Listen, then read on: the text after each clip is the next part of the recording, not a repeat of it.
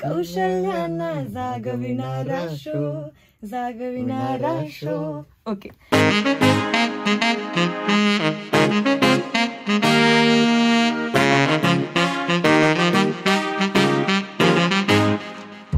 विविध व्यक्तिमत्वांच्या जीवनाचा प्रवास, श्रवणीय अनुभवांची असे माहिती खास.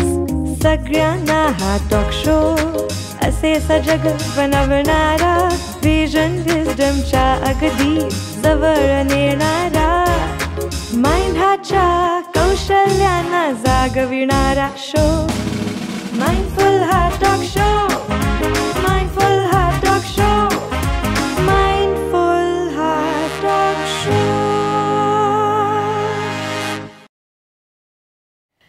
खूपच छान. आणि दुसरं तुम्ही काय म्हणालात? हिंदोरी. अच्छा, ते काय? हिंदोरी पण गणेश चतुर्थीलाच बनवला जातो हा पदार्थ. पारंपरिक पदार्थ आहे. हे पोह्यांपासून बनवलं जातं. पोहे गुळाच्या पाकामध्ये शिजवले जातात. थोडा ओला नारळाचा चव असतो आणि मग त्याचे छान छोटे छोटे पेढे बनवले जातात आणि त्याचा नैवेद्य अर्पण केला जातो. तेही कमाल लागतं चवीला. हो ना. हाताखालच्या साहित्यात बनलं जातं हे दोन्ही पदार्थ. दिसतात कमाल आणि खूप सात्विक आहेत. हो, खरं आहे. कारण त्याच्यामध्ये गूळ आहे, त्याच्यामध्ये खोबरं आहे, तळायचं साजूक तूप आहे, खूप जास्त तेल बिल असं पण नाहीये. खरंच मस्त आहे. आणि तांदूळ म्हणजे पचायला हलका. वाव. इतकी मजा येते मला हे सगळं ऐकताना. विविध गोष्टी खूप छान वाटतंय. आणि तुम्ही बीकॉम पण केलंय. मग तुम्ही USA ला असताना तुम्ही बँकिंग क्षेत्रामध्ये होतात. तर USA टू इंडिया, USA आणि नंतर मग भारत, मग हे ट्रान्झिशन कसं होतं तुमच्यासाठी इकडे आल्यानंतर? थोडा स्ट्रगल्स होते. हो. पण जेव्हा आम्ही अमेरिकेत गेलो तेव्हाच ठरवलं होतं की इथे अडकून नाही पडायचं. अच्छा. आपलं पहिलं मूल 5 वर्षाचं झालं की परत यायचंच. नथिंग. डिसिजन ऑलरेडी तुम्ही ठरलं होतं. त्यामुळे ग्रीन कार्ड आमचं झालं होतं तरी आम्ही परत आलो होतो. फक्त मंथन झाला होता बाय दॅट टाइम. तो 6 महिन्याचाच होता. त्यामुळे मग इथे आल्यावरचे स्ट्रगल मेन म्हणजे त्याची तब्येत. कारण थोडंसं तो जसा झाला तसाच काही त्याला स्किन ॲलर्जीज डिटेक्ट झाल्या होत्या. त्याचे काही हेल्थ कॉम्प्लिकेशन्स होते. त्यामुळे इथलं वेदर आणि त्याला त्याच्याशी जुळवून घेणं आणि मग मला इथे मनस्वीला तिला सेटल होणं म्हणजे एक सायकोलॉजिस्ट म्हणून तुम्ही पण समजून. कारण अमेरिकेत लहान मूल म्हणजे फार कौतुकाचा विषय असतो. बरोबर. म्हणजे असं कोणी अटेन्शन दिल्याशिवाय जातच नाही. लहान मूल समोर आलं की कोणीही कुठल्याही वयाची व्यक्ती असू दे ते 4 शब्द बोलणार, गोड गोड बोलणार, खेळणार आणि मगच पुढे जाणार. मग तिच्या दृष्टीने हा शिफ्ट एकदम अपोजिट होता. त्यामुळे तिलाही ती कम्युनिकेशनची सवय लागली आणि आपल्या इथे पीपल डोंट केअर. हो, म्हणजे इथे जनताच एवढी आहे की प्रत्येकाला बऱ्याच गोष्टी. त्यामुळे तिला ते अटेन्शन मिळालं. मग तिला थोडं ते अवघड गेलं. पण डेफिनेटली मग आम्हाला तिघांना ते अवघड गेलं आणि मला हे तुम्ही तज्ञ आहात म्हणून सांगायला आवडेल. मग मी प्रॉपर बिहेव्हिअरल कन्सल्टंट कडे गेले. क्या बात आहे. एक आई मला विचारणार होते की मग तुम्ही केलं कसं, काय केलं तुम्ही? अरे वा. सो लीना श्रीवास्तव म्हणून मॅम आहे तिथे मित्रमंडळ चौकात. त्यांच्या 2 सेशन केले. पण त्यांनी खूप छान सांगितलं की ही सिच्युएशन असेल तर कसं हवं. No medication, nothing.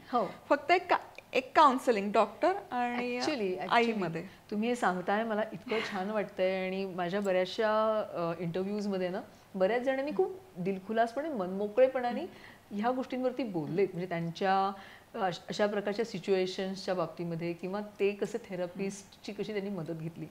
मला असं वाटतं हे खरंच खूप महत्त्वाचं आहे की ह्याच्याबद्दल बोललं पण जाणं.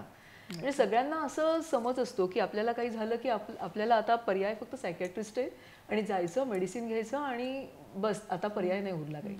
पण सायकोथेरापिस्ट किंवा सायकॉलॉजिस्टकडे जाणं आणि त्यांच्याकडनं 1-2 सेशन्समध्ये खरंच सोल्युशन मिळू शकतं आणि तो जो काही इश्यू निर्माण झालेला असतो तो इरॅडिकेट होऊ शकतो.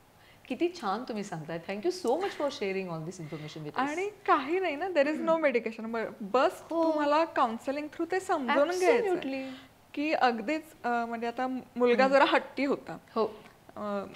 म्हणजे त्या एजचं त्यांचं ते जे असतं ते तिकडनं मग ते कसं डील करायचं त्यांनी सांगितलं की मुलांना कधी तुमचं बॉस होऊन नाही द्यायचं. यू शुड म्हणजे फ्रेंड असा तुम्ही, पण दे शुडंट बी युअर बॉस. त्यामुळे काही गोष्टी ते त्यांनी ऐकलंच पाहिजे. तिथे तुम्हाला फर्म राहणं गरजेचं आहे, तुम्हाला सॉफ्ट राहून नाही. बरोबर.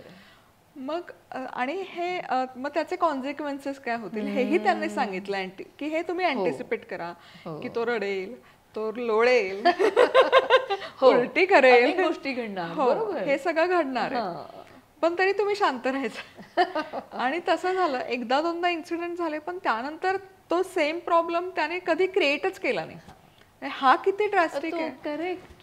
तो शिकला त्या प्रोसेस, तो शिकला, मी किती शिकले. आणि हे किती सोपं होतं. पॅरेंटिंगची प्रोसेस आहे ना ही ऍक्च्युली. आणि वेगळ्या वेगळ्या ठिकाणी म्हणजे जॉग्राफिकली 2 वेगळ्या ठिकाणी आपण मुलांना वाढवतोय. खूप छान. आणि आय रिअली अप्रिशिएट यू की तुम्ही गेलात आणि हे सगळं थेरपिस्टकडे आणि करून घेतलं आणि मोकळेपणाने सांगताय आज. किती इम्पॉर्टंट आहे. खूप छान, खूप छान वाटतंय मला हे ऐकून. आणि मग तिचा प्रॉब्लेम सेटल झाला. दोघांचंही झालं. दोघांचंही. क्या बात आहे. मंथन आणि मनस्वी. खूप छान. आणि आता दोघं काय करतात? मनस्वीची 10वी झाली आता. बरं. आणि मंथन 6वी मध्ये आहे. अच्छा. अरे वा. आणि मनस्वी 5 वर्षाची असताना तुम्ही डिसिजन घेतलं आणि तुम्ही इकडे आला. वाव. आणि त्यांना आवड आहे प्रचंड. दोघांनाही किचन मध्ये जायला आवडतं. दोघांनाही वेगवेगळ्या धाटणीचं बनवायला. म्हणजे मनस्वीला थोडंसं पाश्चात्य टार्ट बनवेल, मूस करायला आवडतं, बेकिंग. ओके. आणि थोडे पास्ता, ब्रेडचे प्रकार हे आवडतं. आणि ती करतेही तितकंच छान. तिच्याकडे म्हणजे हे खूप कौतुकास्पद आहे की हे जनरेशन फार ऑर्गनाइज्ड आहे. डिजिटल मीडिया आहे, पण तरी पण तिला ते हाताने पेनने डायरीमध्ये नोंदून ठेवायला खूप आवडतं. त्याची पर्सनलाइज डायरी आहे, डेट आहे, ज्या डेटला ती पदार्थ शिकली ते तिने मेन्शन केले. परत तो फसला तर रिझन हेही तिने मेन्शन केले. मग नेक्स्ट पेजवर मग मी काय करेक्शन्स केल्या हे ते इतकं छान लिहून ठेवते. सो मलाच त्याचं खूप छान कौतुक वाटतं. नाही, खरंच खूप छान आहे आणि खूप इम्पॉर्टंट आहे हे. आणि ते सगळं डिसिप्लिन तुमचं बघून, जसं तुम्ही तुमच्या आजी वगैरे सगळ्या व्यक्तींना बघून तुम्ही हे सगळं आता करताय आणि तुम्हाला बघून तुमची पुढची पिढी पण आता करते, तर किती मस्त वाटत असेल ना तुम्हाला पण की खूप छान. मस्तच. क्या बात आहे. बढिया. आता हे मग चॅनेल तुम्ही सुरू केलं आणि मग हळूहळू सबस्क्रायबर्स मिळायला लागले. मग तुम्हाला खूप असं मोटिवेशन मिळायला लागलं असेल की अरे हे करू शकतोय आपण, हे होऊ शकतंय. तर खूप व्यक्ती आहेत अशा की त्यांना त्यांचे चॅनल सुरू करायचे आहेत आणि यूट्यूब चॅनल सुरू करायचं आहे आणि त्यांच्या मनामध्ये कायम एकच प्रश्न असतो. आणि मला पण बरेचसे जण विचारतात, but you are very senior in this field, त्याच्यामुळे हे आता मी तुमच्यापर्यंत आणते की हे मोनोटाईज कसं होतं आणि होतं का, असं खूप जणांच्या मनामध्ये प्रश्न आहे. तर मला असं वाटतं तुम्ही तुमच्या पद्धतीने काहीतरी सांगा ह्या सगळ्या व्यक्तींना. सो आता आपण प्लॅटफॉर्म वाईज बघूयात. सो फार आता जे 3 नोन प्लॅटफॉर्म आहेत त्यात यूट्यूब, फेसबुक आणि इंस्टाग्राम. तर याच्यातले एकच प्लॅटफॉर्म छान पे करतो तो म्हणजे यूट्यूब. फेसबुकवरही आहेत, पण त्याचे क्रायटेरियाज नॉर्म्स थोडे स्ट्रिक्ट आहेत किंवा तितकं ॲड इन्व्हेंटरी प्ले नाही होत. तर यूट्यूबवर अगदी सहज होतं. फक्त नेहमी म्हणजे सगळेच म्हणतात कॉन्टेंट इज अ किंग. पण मी कायम सांगते की if content is a king then consistency is a queen. म्हणजे तुम्ही असं अपेक्षा नाही करू शकत की मी आता एक व्हिडिओ टाकला आणि त्या बेसिसवर माझं मॉनिटायझेशन होईल. तर त्यालाही एक प्रोसेस आहे. म्हणजे आता एक छोटं उदाहरण देते. मी 2009ला सुरू केलं मधुराज रेसिपी. तेव्हा खरं हे ॲड इन्व्हेंटरी, रेव्हेन्यू शेअरिंग हे काही कन्सेप्ट नव्हते. पण आता जर मी माझं फुल टाइम करिअर सोडून इथे घुसतीये, बरोबर, तर मलाही तिथे ऑप्शन नव्हता की चला ट्राय करू, 1 टाकून बघू, 2 टाकून बघू. तर 2009 साली पण मी सोमवार ते शनिवार वीकली असे 6 रेसिपी व्हिडिओ पोस्ट केलेले आहेत. 6 महिन्याच्या कालावधीत 100 मी रेसिपी व्हिडिओ पोस्ट केले होते. सो ही फ्रिक्वेन्सी तुम्हाला हवी आहे. कमीत कमी 3 व्हिडिओ तरी टार्गेट मध्ये राहिले पाहिजे. मग तुमचे 1000 सबस्क्रायबर झाले, 4000 वॉच टाइम झाला, 4000 आवर्स त्यांचा जो वॉच टाइम लागतो तो झाला की तुम्ही एलिजिबल होता मॉनिटायझेशन साठी. आणि मग तिथून पुढे जितकं तुम्ही कॉन्टेंट टाकाल, जितके व्ह्यूज म्हणजे लाईक, कमेंट आणि सबस्क्राईब यातून तुमची एंगेजमेंट वाढते पण अर्निंग नाही होत. सो तुम्हाला अर्निंग जर करायचं असेल तर कन्सिस्टंट राहणं गरजेचं आणि खूप कॉन्टेंट पुश करणं पण गरजेचं आहे. अच्छा, या the people say content is a queen. Content is a king. But you say consistent is a queen. क्या बात आहे, खूपच इम्पॉर्टंट आहे, खूपच मस्त आहे. म्हणजे कन्सिस्टंट राहणं अत्यंत आवश्यक आहे आणि कॉन्स्टंटली पर्टिक्युलर ड्युरेशनमध्ये एक एक व्हिडिओ येत राहायला पाहिजे. So that new audience will be watching your video and they will get attracted towards it आणि मग ते सबस्क्रायबर होतील आणि मग ते हळूहळू मॉनिटायझेशन पण पर्यंत. किती सोप्या भाषेत आणि किती मस्त तुम्ही सांगितलं, खूप छान वाटलं खरंच. आणि तुमच्या ह्या सगळ्या रेसिपीजच्या ह्याच्यामध्ये तुमचे जसं आज्या तुमचे रोल मॉडेल आहेत, अजून कोणी आहेत का तुमचे रोल मॉडेल दुसरे की तुम्ही त्यांच्याकडनं शिकलात असं? आपण व्यक्ती म्हणून आहे ना घडत जातो आपल्या आजूबाजूला जसं, तर त्याच्यात आई बाबा अर्थातच पहिले येतात. त्यानंतर चाणक्य मंडळ परिवार म्हणजे त्यांचे फाउंडर संस्थापक श्री अविनाश धर्माधिकारी सर. वयाच्या 17व्या वर्षापासून मी त्यांचं कुठलंच असं वर्कशॉप सोडलं नव्हतं. काय सांगता? हो, अरे वा. अगदी इथे पुण्यात असेपर्यंत न चुकता मी जायचे. अमेरिकेत गेल्यावर मग डिजिटली त्यांचं जे काही कॉन्टेंट येईल ते कन्झ्युम करायचं. अरे वा. आणि या फील्डमध्ये म्हणाल तर तेव्हा 2009ला जे 3-4 कॉन्टेंट क्रिएटर होते तिघेच होते. त्याच्यात एक संजय थुम्मा म्हणून शेफ होते. He was proper chef. So त्यांचं ना एक टॅगलाईन होतं, इन्स्पायरिंग अदर्स टू कुक. आणि मग ते मला ना खूप भावायचं की inspiring others to cook.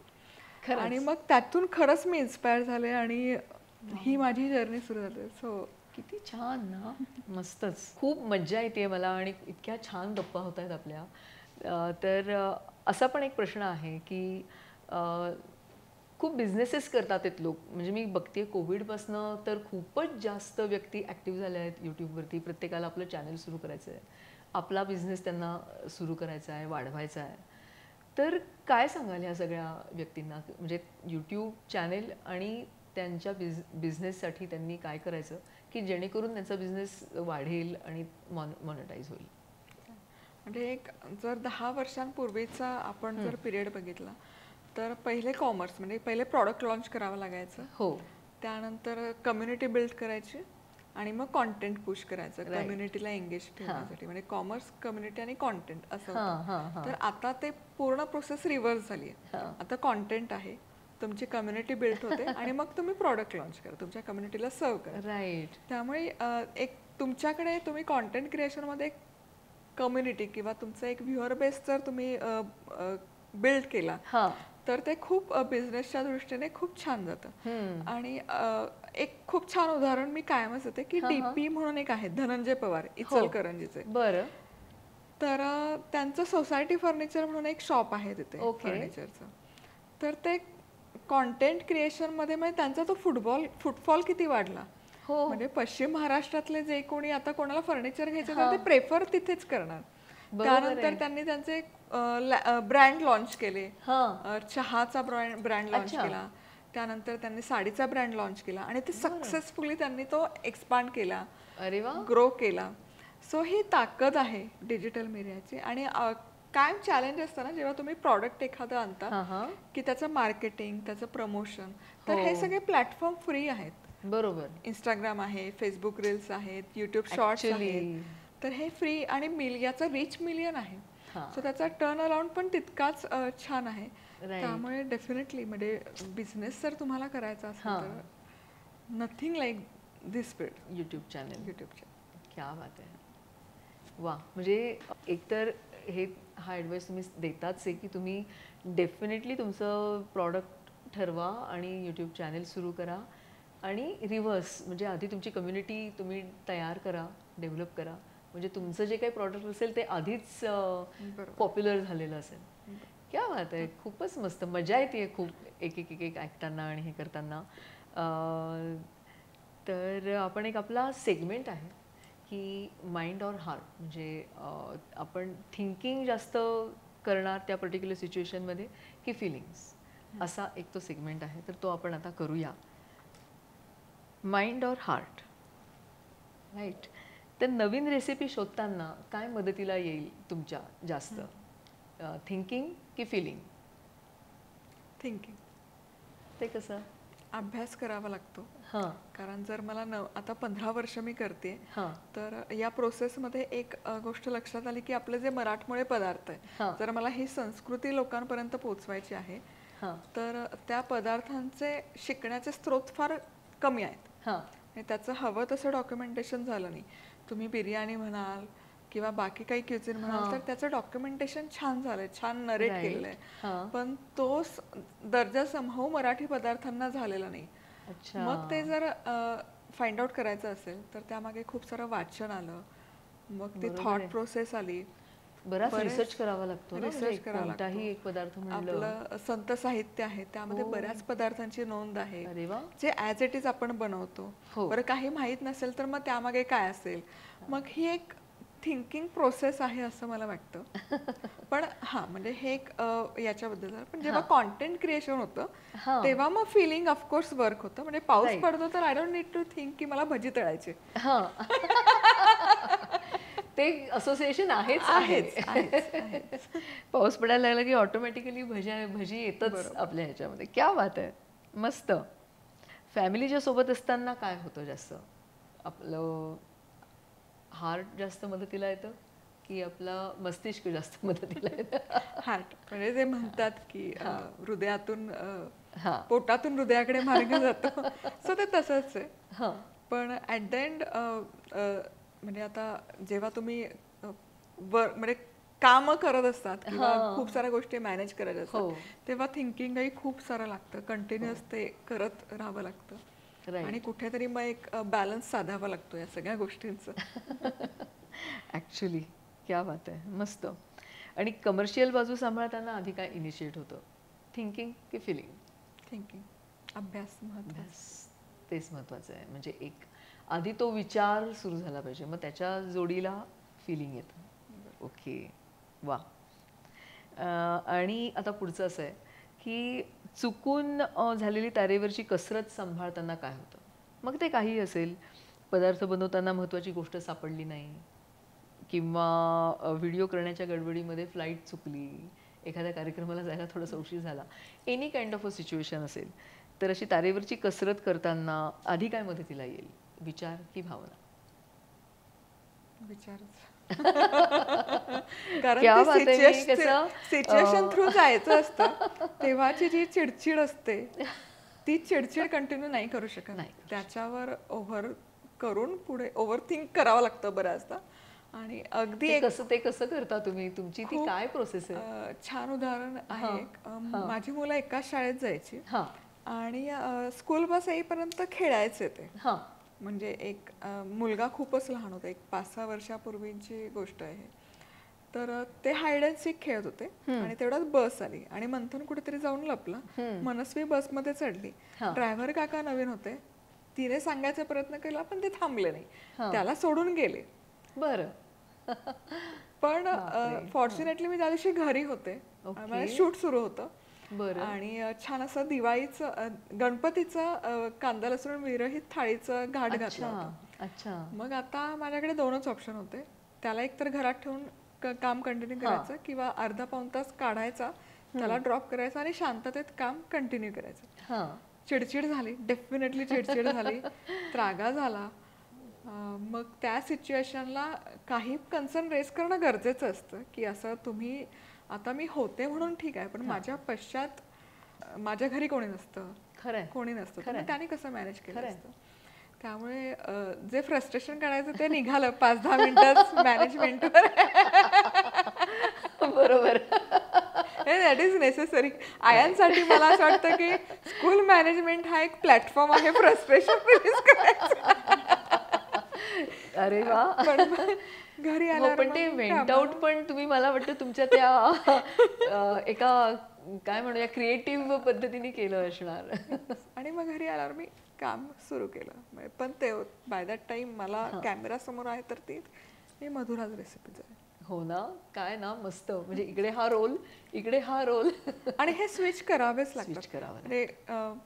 Tabs कायम जसे आपण लॅपटॉपवर काम करत असताना खूप सारे टॅब्स ओपन असतात, ते क्लोज करावे लागतात एका ठिकाणी फोकस करण्यासाठी. खरंय. तर टॅब्स क्लोज करणं गरजेचं आहे. खरंच खूप छान सांगताय तुम्ही. म्हणजे बरेचदा मी पण असं सांगते, माझ्याकडे खूप जण मला विचारतात की आम्ही राग कसा आवरायचा किंवा राग ह्या भावनेबद्दल खूप जण नेहमी सगळीकडे बोलतात.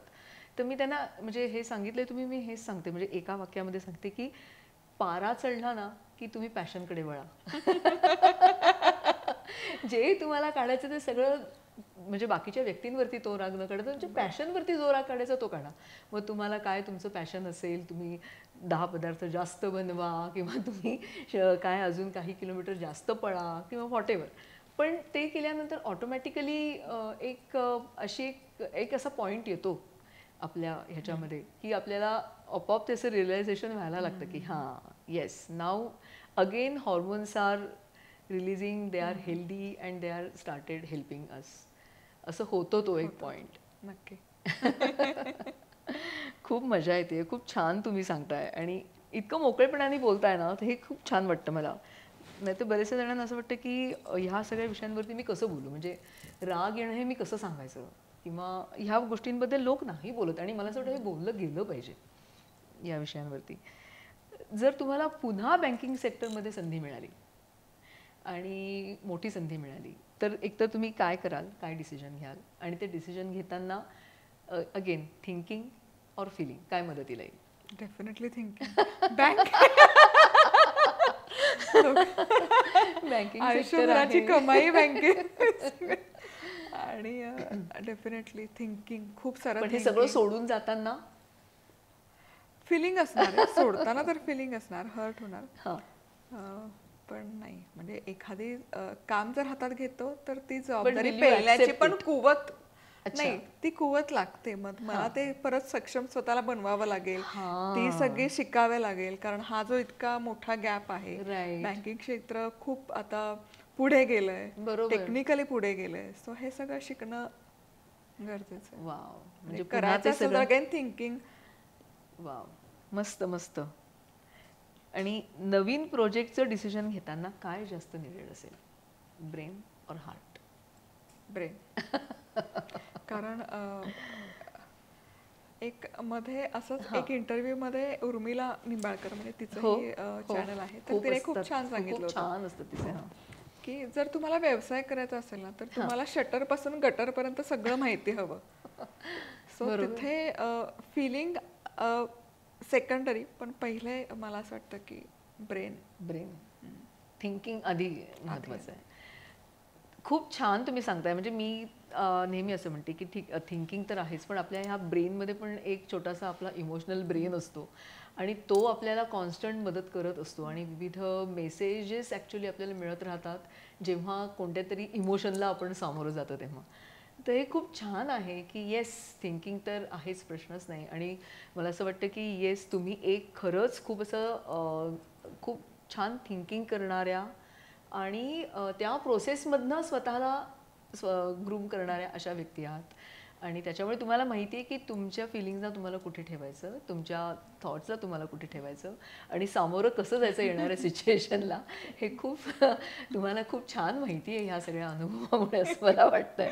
सो खूप मस्त मज्जा येते. आता एक काही 2-4 अजून प्रश्न आहेत मनात, तर जाता जाता आपण त्यांच्याबद्दल पण बोलूया.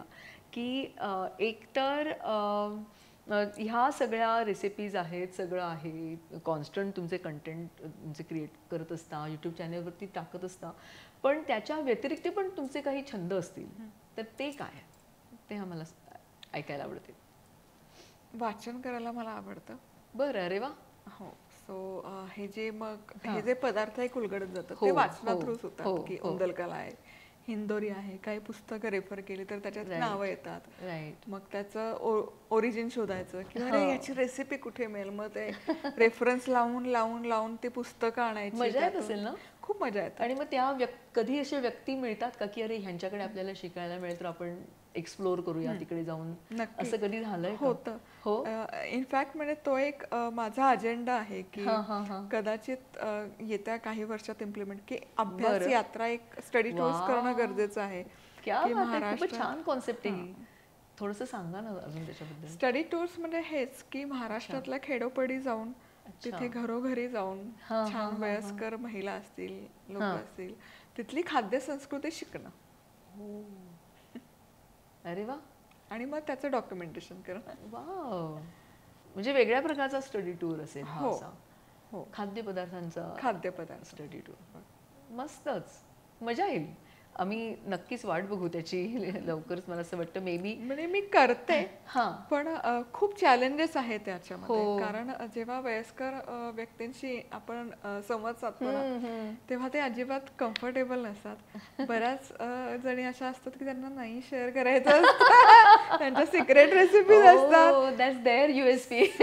खूप वेळ घालवावा लागतो, खूप गोडगोड बोलावं लागतं, बरंच काही काही करावं लागतं, मग येतात मग काही काही. ओके. हळूहळू त्यांना आपलं करत करत ओपन अप करत करत त्यांच्याकडनं. वाव. सगळ्यात जास्त मनापासनं असा इझी वाटलेला पदार्थ कोणता आतापर्यंतच्या तुमच्या ह्याच्यामधला? सगळ्यात छान म्हणजे वरण भात आणि प्रसादाचा शिरा. वाव, क्या बात आहे. आणि तुम्हाला आवडणारा कोणता, म्हणजे तुम्हाला स्वतःला कायम कधीही एनी टाइम 24/7 एनी टाइम तुम्हाला दिलं तर तुम्ही आवडीने खाल असा पदार्थ? वरण भात. अच्छा. आणि प्रसादाचा शिरा जरा मी नवविवाहित असतात ना त्यांना आवर्जून सांगते. काय मला अशा कमेंट येतात की माझं लग्न झालं, आता मला किचन मध्ये काहीतरी पहिले प्रसादाचा शिरा करा. तोच प्रत्येक खाणारा त्या सात्विकतेनेच खातो आणि त्याला नाव ठेवायचं धाडस कोणाकडेच नसतं. म्हणजे विन विन प्रसाद असतो. किती छान ही म्हणजे हा सल्ला आहे नवोदित लग्न झालेल्या मुलींसाठी. नवोदित लग्न झालेल्या मुलींसाठी काही अजून काही करण्याची तुमची हे आहे का? काही सिरीज आता अलीकडे सुरू केल्यात, बॅचलर स्पेशल, म्हणजे जे बॅचलर साठी पण उपयोग होतात, न्यूली मॅरिड साठी, बिगिनर साठी. बरं. सो ते सुरू आहे सध्या. हो ना, कारण खूप प्रश्न असतात. म्हणजे नवीन नवीन लग्न झाल्यानंतर बऱ्याचशा जणी, आता ह्या जनरेशन मध्ये तर बऱ्याचशा जणींना किचन माहिती नाहीये आणि तिथे जाऊन आता आपण पदार्थ करून आणि खाऊ घालायचे आणि खूप रिमोट ठिकाणी जावं लागतं, म्हणजे शिक्षणाच्या दृष्टीने किंवा लग्न झाल्यानंतर. आणि त्यांना हे पण माहिती नसतं की कुकर कसा लावायचा किंवा मापं ही माहिती नसतात कशातली काय हे करायची. तर मला असं वाटतं हे खूप इम्पॉर्टंट होईल त्यांच्यासाठी की बॅचलर्ससाठी तुम्ही जे सुरू करताय आता, म्हणजे केलंय ऑलरेडी. आणि इनफॅक्ट जिथे डिजिटल रिच नाहीये, मग आपण आतापर्यंत 10 रेसिपी बुक पब्लिश केलेत, प्रकाशित केलेत. ते वेगवेगळ्या विषयांवरचे आहेत. क्या बात आहे. सो की खरंच जिथे इंटरनेट ऍक्सेस नाहीये त्यांना हे पुस्तकं कदाचित संदर्भ पुस्तकं म्हणून वापरू शकतात. वाव, मस्तच. आणि आम्ही तुमचा नंबर तर देणारच, म्हणजे तुम्हाला माइट बी थोडासा त्रास होईल नंतर मे बी, पण काही व्यक्ती तुम्हाला नक्की फोन करतील की आम्हाला प्लीज असं असं होतंय तर काय करू सांगा, किंवा अशा प्रकारचं पण खूप येत असतील ना तुम्हाला अशा इन्क्वायरीज?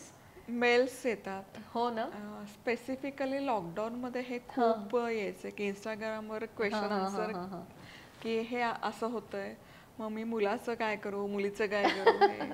आणि मग मला कायम असा प्रश्न पडतो की हे आवडतच नाही तर मी काय करू, किंवा मग मी माझ्या मुलांना कसं मॅनेज करू. मग मला संभव असं वाटतं की पालक म्हणून, म्हणजे ते पाल्य आहे ती आपली जबाबदारी आहे. म्हणजे आपण मॅनेज ॲनिमल्सला करतो, मुलांना मॅनेज करायची जबाबदारी आपसुक आपल्याला बघून ते लहानाचे मोठे होतात. त्यामुळे मॅनेज वगैरे करायला नका. करेक्ट. जे काय थोडंफार होतंय ते होऊ पण द्यायचं, काय हरकत आहे, शेवटी आपण सगळे ह्युमन बीइंग्स आहोत. वाव, क्या बात आहे. ही चर्चा खरं तर अशीच चालू राहू शकते आणि खूप अशा गोष्टी आहेत की ज्या तुमच्याशी चर्चा करायला अजूनही खूप आवडतील खरं तर. पण मला असं वाटतं थोडासा टाईमचा एक कन्सेंट आहे आपल्याला, तर आपण ह्या गोड नोटवरती इथे आपण आता थांबूया आणि मे बी पुढच्या सीझनला आम्ही पुन्हा तुम्हाला असाच त्रास देऊ आणि नवीन नवीन गोष्टी तुमच्याकडनं पुन्हा समजून घेऊ. तोपर्यंत तुमच्या बऱ्याच नवीन गोष्टी पण सुरू झालेल्या असतील. मे बी तुम्ही जसं म्हणालात तसं की खाद्यपदार्थांचं एक नवीन तुम्ही चॅनल किंवा एपिसोड्स तुम्ही घेऊन येत आहे, बॅचलर्ससाठी नवीन नवीन तुम्ही आणताय, तुमची पुस्तकं तुम्ही लिहिताय, खूप मजा येते हे सगळं ऐकून. तर तुमच्या सगळ्या पुढच्या एंडेव्हर्सना, पुढच्या वेगळ्या वेगळ्या योजनांना खूप खूप मनापासून शुभेच्छा. आणि आपण इथे थांबूया आणि थँक्यू सो मच आज तुम्ही इतका वेळ दिलात आमच्या चॅनलसाठी. त्या मनापासून धन्यवाद. आणि मी रादर वाट बघते की मला या विषयावर तुमच्याकडून जास्तीत जास्त माहितीपर व्हिडिओ यावेत, रील्स यावेत, याची मी आतुरतेने वाट बघेन. क्या बात आहे, थँक्यू सो मच. मी आता म्हणजे जसं तुमच्यासाठी रेसिपी खाद्य तसं हे ब्रेन टिझिंग सब्जेक्ट माझ्यासाठी खाद्य असतात. त्यामुळे मी आतुरतेने वाट बघेल की या विषयावर कधी नवीन नवीन. खूप थँक्यू, तुम्ही मला हे सांगितलं. मला अजूनही काही जणांनी सांगितलं आहे आणि आम्ही त्याच्यावरती म्हणजे ॲक्च्युली प्लॅन सुरू झाला आहे ऑलरेडी. आणि लवकरच मला सांगायला आवडेल की अशा प्रकारचे नवीन नवीन छोटे छोटे विषय, पण ते खूप महत्त्वाचे आहेत भावनिक बुद्धिमत्तेमधले, आणि जे ॲक्च्युली भारतामध्ये ऑलरेडी आहेत पण ते पुन्हा कुठेतरी लुप्त झाले, मग पुन्हा आले. आणि ॲक्च्युली भारतीय व्यक्ती ह्या म्हणजे आधीच एम्पॅथिक असतात आणि बऱ्याच जणांना असं वाटतं की हे खूप मोठं वेगळं स्किल आहे, पण तसं नाही आहे. आपण खूप इतरांसाठी बऱ्याच गोष्टी करत असतो, इतरांच्या भावना आधी ओळखतो आपण. मे बी आपल्याकडे सेल्फ एम्पॅथी अजून पाहिजे तशी आली नाही आहे. तर अशा खूप गोष्टी आहेत. ह्या गोष्टींबद्दल मलाही खूप गप्पा मारायला आवडणार आहे. आणि तुम्ही आता हा विषय छेडलाच आहे तर मी सांगते की अशा प्रकारचे छोटे छोटे विषय घेऊन माइंडफुल हार्ट टॉक शोमध्ये मी येणारच आहे पुन्हा. तर तेव्हा तर आपण भेटूच या. आणि ही अनाउन्समेंट करून मला असं वाटतं की आता आम्ही इथे थांबतोय. पण आमच्या ह्या गप्पा तुम्हाला आवडल्या असतील तर तुम्ही आमचं माइंडफुल हार्ट हे चॅनेल नक्की लाईक करा, शेअर करा आणि सबस्क्राईब करा. Thank you so much. आमचे गिफ्टिंग पार्टनर्स अँड स्पॉन्सर्स, एक तर सगळ्यात पहिल्यांदा ही पुस्तकं आहेत मधुरा मॅम, मी लिहिलेली आहेत. पुढचं कॉन्टेंट येईपर्यंत माझ्यासाठी माइंडफुल हार्ट. तर पहिला मी तुम्हाला मगाशी म्हणल्याप्रमाणे माइंडफुलनेसवरती माझा पहिला रिसर्च होता. तर माइंडफुलनेस आणि इमोशनल इंटेलिजन्स, भावनिक बुद्धिमत्ता आणि माइंडफुलनेस, तर ह्याच्यावरती हे एक असं बेस्ड असं एक पुस्तक आहे. आणि ते 6 सेकंड्स इंटरनॅशनल NGO जो आहे कॅलिफोर्नियाला आहे त्यांचं मेन ऑफिस, तर त्यांनी ते पब्लिश केलं आहे. तर ते खूप आवडेल तुम्हाला वाचायला असं मला वाटतं. आणि हे गोड असं मराठी पुस्तक आहे, वानवळ्याच्या गप्पा. तर ते मला तुम्हाला देताना खूपच छान वाटतंय, कारण माझ्या गावी मी होते तर तिकडे आमच्याकडे खूप वानवळा यायचा घरी. चिंच, बोरं, आवळे, ऊस आणि काय काय काय काय. आणि मग त्यांच्याकडे आई काहीतरी घरनं नाशिकचा चिवडा वगैरे असं बनवून पाठवायची. मग ते पण बरण्या डबे रिकामी यायचे नाहीत, मग त्याच्यात पण परत काहीतरी भरून यायचं. ते goes on and on and on. तर हे आता सुद्धा आपण काहीतरी वाटीत घालून देतो, मग परत येतं, ते चालूच असतं. तर ते देताना त्यांच्याकडे गेल्यानंतर त्याच्या गप्पा होतात. म्हणजे अक्षरशः शेतकरी जेव्हा एकमेकांकडे असं देतात तर अगदी मुलाच्या लग्नापासून तर पिकाच्या भावापर्यंत सगळ्या प्रकारच्या गप्पा तिथे होतात. मोजमाप काही नसतं. हां, ऍक्च्युली मोजमाप नसतं. पोत्यांनी नाही हवं तितकं, म्हणजे ओंजळ भरून, म्हणजे म्हणतो ना, ओंजळ भरून वाहून जाईल इतपत देतात. दॅट इज व्हॉट वानवळाईज. म्हणजे तुम्ही पदार्थ तो मार्केटमध्ये जाण्याच्या आधी शेतामध्ये असेपर्यंत जितका त्यांना देता येईल तितका ते त्यांच्या मित्रमंडळींना, नातेवाईकांना, सगळ्यांना वाटत असतात. असं ते आहे. तर ही पुस्तकं आहेत. आणि आमचे हे दुसरे गिफ्टिंग पार्टनर आणि स्पॉन्सर आहेत पॉवर ॲम्प. तर त्यांनी खूप छान असा गणपती बाप्पा तुमच्यासाठी पाठवला आहे. त्यांचं युनिट आहे चाकणला आणि तिकडे ते मॅन्युफॅक्चरिंग युनिट आहे आणि डिफेन्स स्टार्टअप आहे. आणि तिथे त्यांनी त्याचं छान कटिंग बेंडिंग करून असं मस्त आपल्या गेस्ट करता त्यांनी हा पाठवला आहे. खूप छान. गणपती बाप्पा तुमच्यासाठी आहे. हे आपले अजून एक स्पॉन्सर आहेत रेअर केमिस्ट्री म्हणून. ॲज रेअर ॲज यू असं ते म्हणतात. तर त्यांचे toxin free and dermatologically tested skin products आहेत. अच्छा. ते खूप छान आहेत, मी पण ते यूज करते. त्यांनी पण हे कोविडमध्ये 2 मैत्रिणींनी एकत्र येऊन, एक ऑप्थॅल्मॉलॉजिस्ट आणि डर्मॅटॉलॉजिस्ट असं येऊन त्यांनी हे तयार केलेलं ब्रँड आहे. तुम्हाला आवडेल नक्कीच. आणि हे आपले कोकणी गोडवा. अच्छा. अलिबाग रायगड, त्यांनी छान असे त्यांचे कोकणी गोडवाचे पदार्थ ह्या गोड कार्टनमध्ये तुमच्याकडे पाठवले. खूप छान, थँक्यू. येस. तर असे आपले गिफ्टिंग पार्टनर्स आहेत. अटायर पार्टनर आहे कटवर्क, जल्पा मजेठिया, कल्याण. त्यांनी खूप छान असं ड्रेस डिझाईन करून माझ्यासाठी पाठवला आहे. आपले रेडिओ पार्टनर आहेत विश्वास रेडिओ नाशिक. आपले सगळे सेगमेंट्स ह्या विश्वास रेडिओवरती आपल्याला ऑडिओ स्वरूपामध्ये ऐकायला मिळणार आहेत आणि ते तुम्ही नक्की ऐका, बिलकुल विसरू नका. ई-प्रसारण रेडिओ अँड टेलिव्हिजन www.eprasaran.com हे आपले global radio and T V partner आहेत आणि आपल्यासोबत ते सेकंड सीझनपासून आहेत आणि सगळे सेगमेंट्स आपले सगळे एपिसोड्स हे पूर्ण स्वरूपामध्ये ते त्यांच्या ग्लोबल टेलिव्हिजनवरती दिसतात. तर ते बघायला तुम्ही बिलकुल विसरू नका आणि ते आता परत दिसायला लागणार आहेत लवकरच. तर आणि प्रोडक्शन आहे mindful heart consultancy, healthy mind healthy heart. And thank you so much. पुन्हा भेटूया लवकरच नवीन असा एपिसोड घेऊन. तोपर्यंत खूप खूप धन्यवाद आणि लाईक शेअर अँड सबस्क्राईब नक्की करा आणि तुमच्या कमेंट्सची मी वाट पाहते. थँक्यू. माइंडफुल हार्ट हा डॉक्टर आरती सूर्यवंशी यांनी सुरू केलेला खूप छान उपक्रम आहेत. मुख्य म्हणजे त्यांनी स्वतः PhD केलेली आहे. जो विषय ज्यावर आत्ता आपण कुठेतरी थोडा अवेअरनेस क्रिएट होतो आहे की इमोशनल इंटेलिजन्स, की IQ-पेक्षाही म्हणजे अलीकडे त्यावर आता रिसर्च पेपर पण प्रकाशित होतात की IQ आणि EQ इक्वली महत्त्वाचं आहे किंवा इनफॅक्ट EQचं पारडं थोडं जड असलेलं चालतं.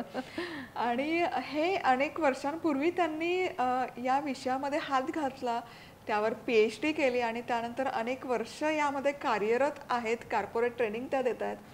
सो मलाच हे ऐकून खूप असं प्रेरणा म्हणजे एनर्जेटिक वाटतंय आणि मी स्वतः त्यांची फॅन झालेली आहे. त्यामुळे असंच आणि मी आशा करते की येणाऱ्या काही दिवसांमध्ये खूप सारे व्हिडिओज, रील्स, शॉर्ट्स या विषयावर मला ऐकायला मिळतील. त्याबद्दल जाणून घ्यायला मी उत्सुक आहे. सो मी वाट बघते की डॉक्टर कधी त्याबद्दल माहिती जास्तीत जास्त आपल्यापर्यंत पोहोचवतील आणि आपले जे काही समज गैरसमज आहे मग त्यातून पण एक अभ्यासाच्या मार्गे आपण ते दूर करू शकतो. सो द माइंडफुल हार्ट या डॉक्टर आरतींच्या चॅनलला खूप साऱ्या शुभेच्छा आणि असेच छान छान खूप सारं कॉन्टेंट आणि व्हिडिओज येऊ दे. Thank you so much. हे माइंडफुल हार्ट हे चॅनल तुम्हाला आवडलं असेल तर पटकन लाईक करा, कमेंट करा, सबस्क्राईब करा. हे मी याच्यासाठी सांगते की इथून पुढे आणखी जे इंटरेस्टिंग कॉन्टेंट येणार ते तुम्ही मिस नाही करणार. मग त्यासाठी बेल आयकॉन पण क्लिक करा.